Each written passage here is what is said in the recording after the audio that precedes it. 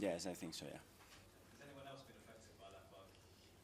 No, the ones with the with the illness, I think they're gonna be okay. Hopefully, they will train today, and if everybody's fine, they should be available. That's about Raheem Sterling as well. Is he like, what's the update on him? Yeah, I think he's starting to do some stuff on the pitch, so that's great news. So yeah, as quick as possible, we want him available. Let's see how he progresses next week, and then see if we get him available for the following week. Just finally a couple as well.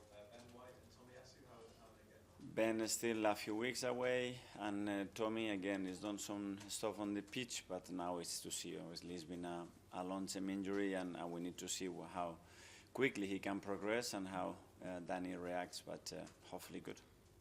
Declan Rice, he was on the bench for the Brentford game. He's got 8 games coming up for the rest of January. Is that something you're going to have to continue doing to manage the minutes of all your players? Yeah, on his case, especially, he plays so much football.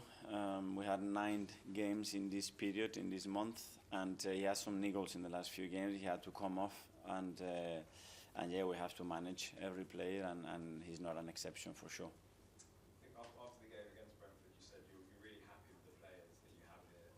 But if you were to say, is it more likely that you'll sign someone in January, or more likely that you won't sign someone in January?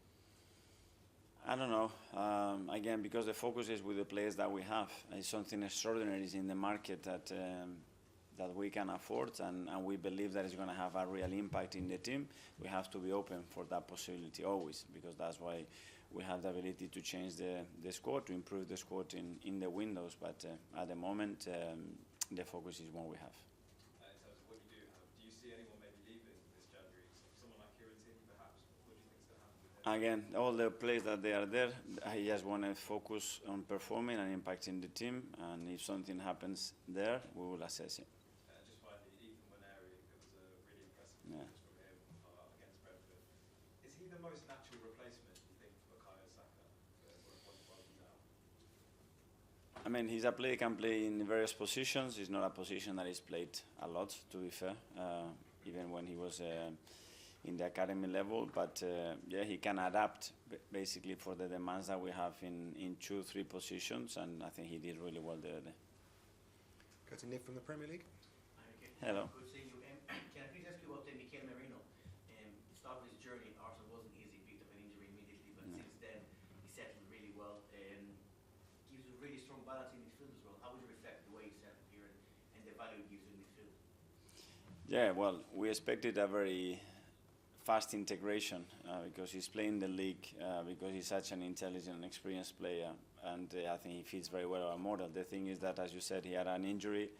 They had another little niggle, and he had no pre-season because he played for Spain as well, and it took him just a while to start to get set. But now you can see straight away the impact that he has in the team, his intelligence, the goal threat that he offers to the team, and then more and more will come because he's a natural leader as well. And the moment that he grows in the role, I think we'll see much more from him.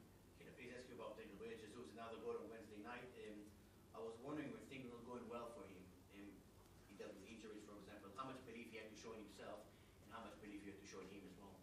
Yeah, it's about supporting our players, and the players know that they have to go through sometimes periods that is not exactly how they planned it, because injuries are part of that, but as well they have to believe in themselves, and we have to make sure that if one day they doubt, we are there to recognize and make sure that they feel from our side how much we like them and how happy we are to have them. Brighton this weekend, they haven't won the Premier League in the last 7 games. They managed to really challenge you when you played them early this season. What do you expect from them tomorrow evening? Yes, a really tough opponent. When you see as well the record they've got at home, the way of playing, the capacity they have to adapt to different scenarios, different shapes, really impressive. I think he's done something slightly different to before. I really like them, to be fair, really impressed with what they've done. George on the BBC. Mikel, I just wondered, on Ethan and Miles, you've given them their Premier League debuts.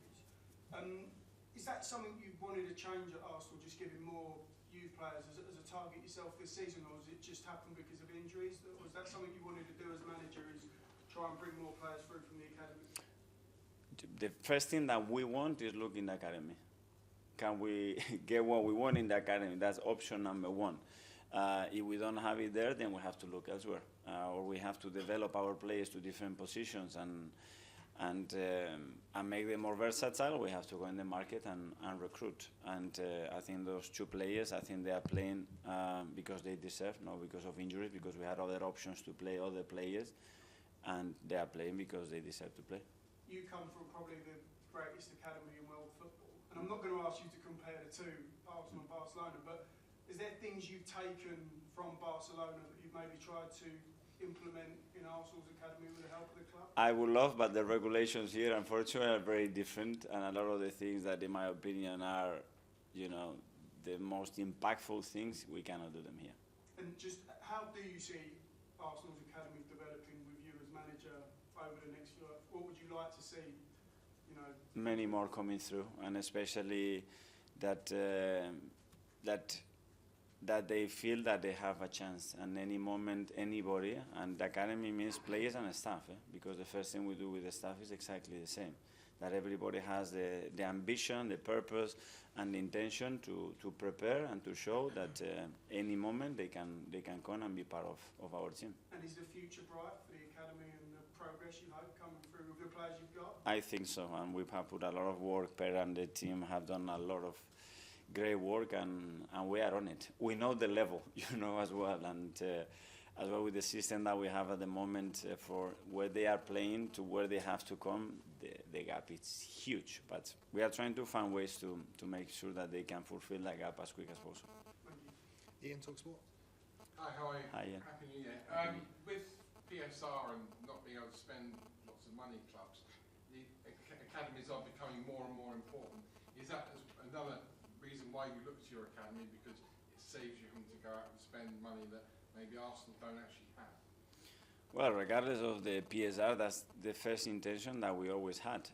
The thing is what you need is available in the academy in the time frame that you need it as well, because we can have a lot of talent, but maybe that talent at the moment doesn't have a space in the squad. It's something that we have built over the years to create with the players that they were coming through, a space in that squad, so we can after fulfill those gaps with the players that we have. For many years, players that have come through your academy have gone on to play international football, especially for England.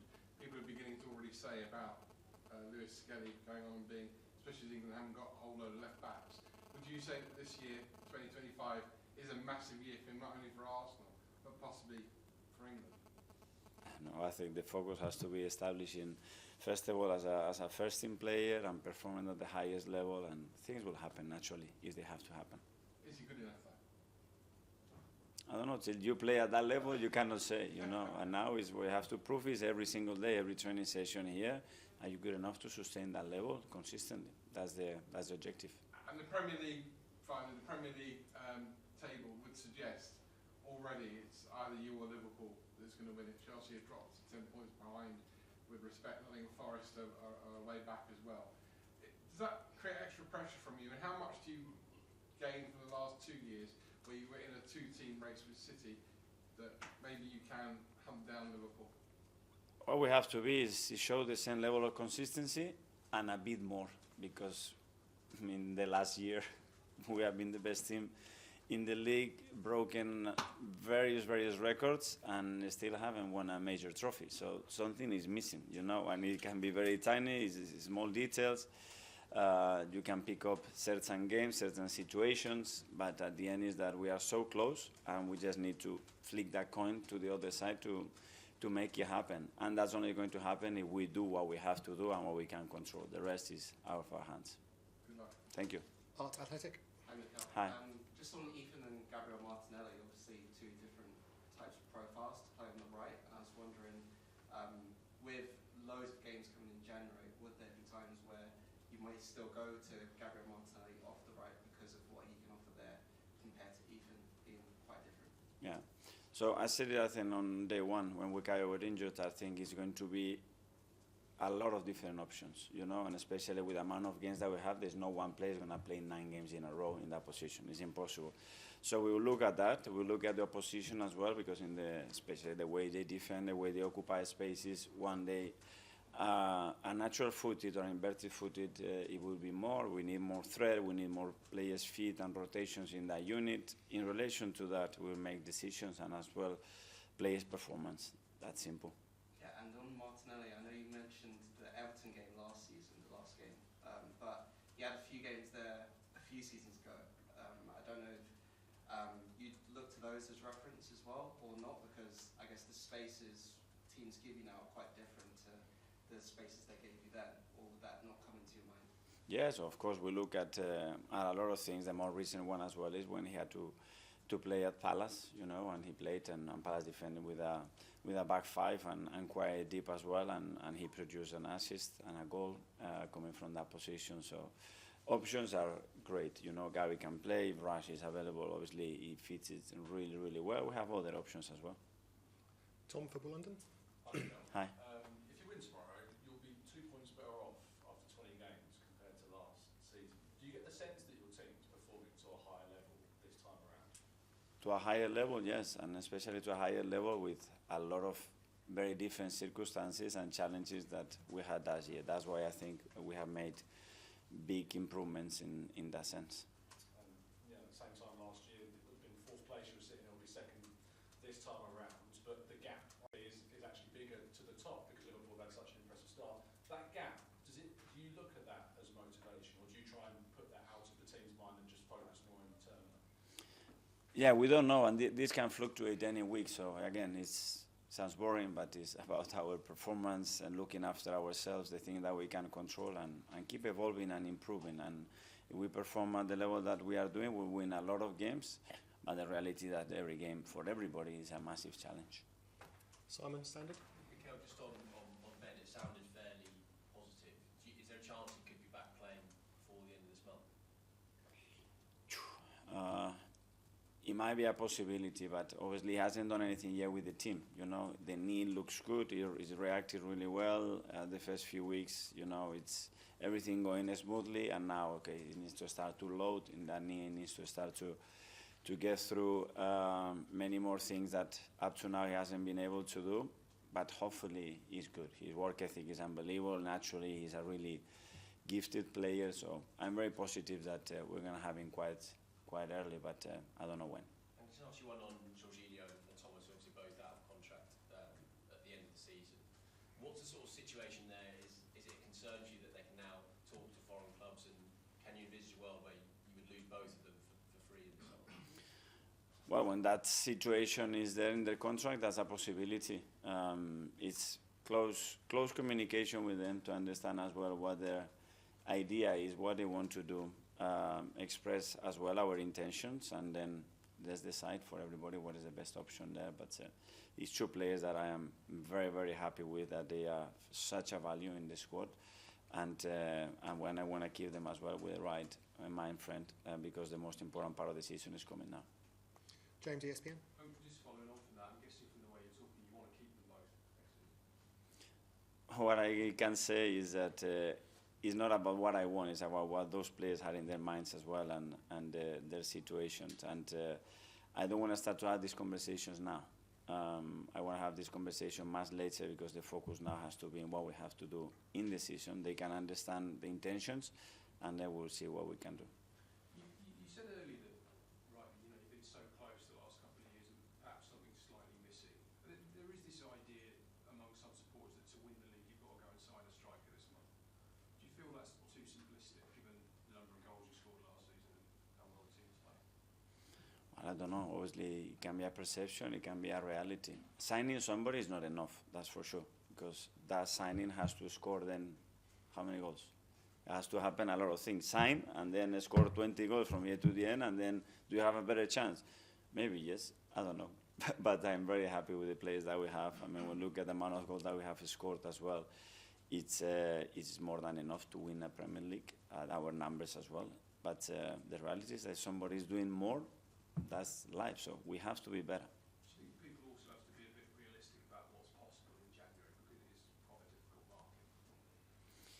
Well, that market obviously it's much more limited than the one in the summer, but I don't know, people's expectations and dreams and that, I think something good.